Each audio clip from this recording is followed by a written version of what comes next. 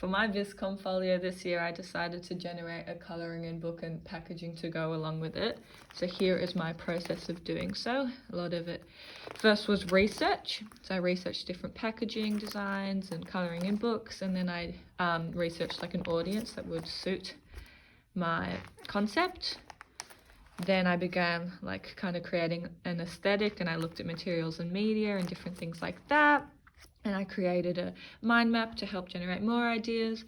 Then I did some visualization drawings, and then I started looking at different fonts that I would want, and then I began to look at different types of imagery that I would want my coloring book to have. And I did a lot of like different types of analyses on them, and then I looked at resolutions, and then this is where I began looking at my packaging. So I looked at a lot of different styles, and then imagery for the packaging, and then more resolutions, and then we began looking at development of concepts. So I started looking at like the different compositions of the front cover and looked at color, without color.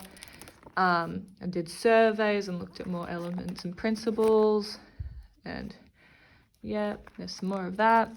And then I started looking, I said in my brief I had to include an example doodle, so I made this one.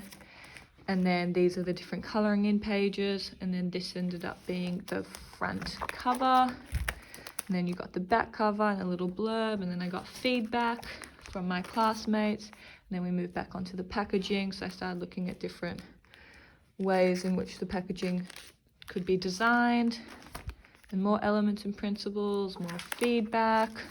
Then I created like a 2-point perspective, an orthogonal, isometric, and like the packaging net.